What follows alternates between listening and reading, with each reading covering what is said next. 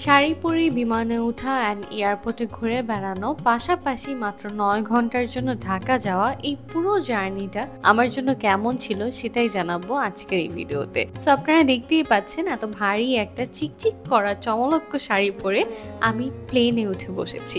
কারণ আমি একটু পরেই জানাচ্ছি, আগে দেখেন আমার এই ঘুম মার্কা ফেস নিয়ে কাঁদতে কাঁদতে আমি চলে যাচ্ছিলাম এয়ারপোর্টে, কারণ আমাকে আজকে ঢাকা যেতে হবে।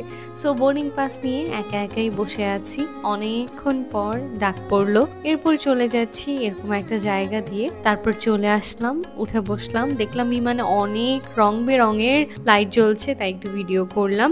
অনেক বোরিং ছিল, পাশে দুইজন ছিল, খুবই বোর হয়েছি। এই যে দেখেন সুন্দর একটা ভিউ, এক্সপ্রেসওয়ে থেকে বিমান যাচ্ছে ওইটা দেখতে পাচ্ছি।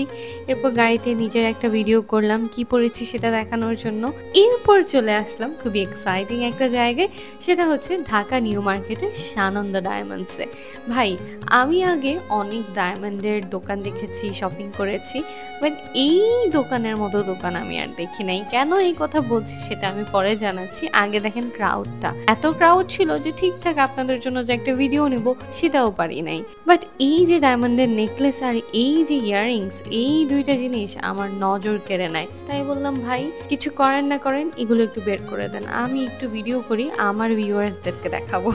সো আমি আমার আপুদের জন্য ওই ভিডিওগুলো নিয়েছি। বাট আমি মানে সৌভাগ্যের কারণে আমি সুন্দর একটা নেকলেস অ্যান্ড কিছু সুন্দর রিংস অ্যান্ড চুড়ি পরেছি, যেগুলো আপনাদেরকে দেখানোর চেষ্টা করছি। আমি জানি না কতটুকু আপনারা বুঝতে পারছেন, বাট সানন্দা ডায়মন্ডস নিয়ে আমার একটা কথাই থাকবে, আপনারা শুধু ডায়মন্ডগুলো যে চিকচিক করে, একটা স্পার্ক করে একটু পরপর, যে ঝলকানি দেয় আলোর, ওইটা আপনারা একটু ফলো করবেন অ্যান্ড ডিজাইনগুলো একটু ফলো করবেন। অন্য কোন ব্র্যান্ডে আপনি এত ডিজাইনের ডায়মন্ড পাবেন আমি জানি না, বাট এই ব্র্যান্ডে পাবেন। এই যে দেখেন প্রত্যেকটা ডায়মন্ডের নেকলেস আমি যখন একটু করে দেখাচ্ছি, আপনারা দেখবেন যে কোনো একটা পাথর খুব সুন্দর করে স্পার্ক করবে। অ্যান্ড আপনারা খুব, এই যে দেখেন, ও মাই গড, একটা ডায়মন্ড কি সুন্দর করে স্পার্ক করে, যেটা আমরা বুঝি ডায়মন্ড বলতে, না হয়তো বোঝা যায় না যে নর্মাল পাথর আর ডায়মন্ডের মধ্যে পার্থক্যটা কি। সো ঢাকার আপুদের জন্য একটা কথাই বলবো, আপনারা যদি অরিজিনাল ডায়মন্ড কিনতে চান তাহলে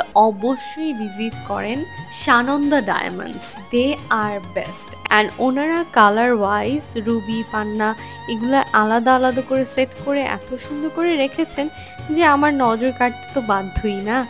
এরপর আমি একটা একটা করে একটু পরে দেখাচ্ছিলাম, বাট সবগুলো বক্সই আমি আপনাদেরকে দেখানোর চেষ্টা করেছি।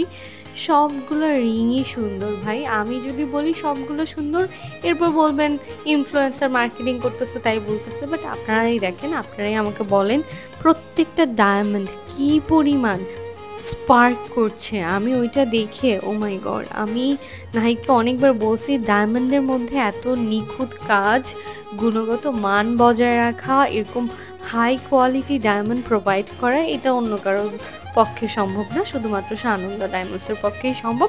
এই জন্যই আসলে মাত্র ৯ ঘন্টার জন্য এত কষ্ট করে আমি ঢাকা গিয়েছি, অ্যান্ড এত কষ্ট করে শাড়ি পরে আমি আবার চিটাগং চলে যাচ্ছি, কারণ চিটাগংয়েও আমার একটা ইভেন্ট ছিল যেটা আমার অ্যাটেন্ড করতেই হতো।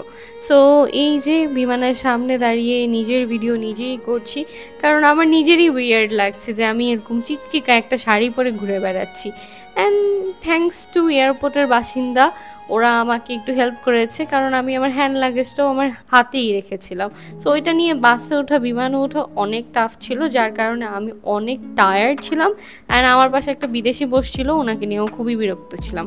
এই যে আমার চেহারা দেখেই বোঝা যাচ্ছে, আই এম সরি, বাট হ্যাঁ বিরক্ত ছিলাম।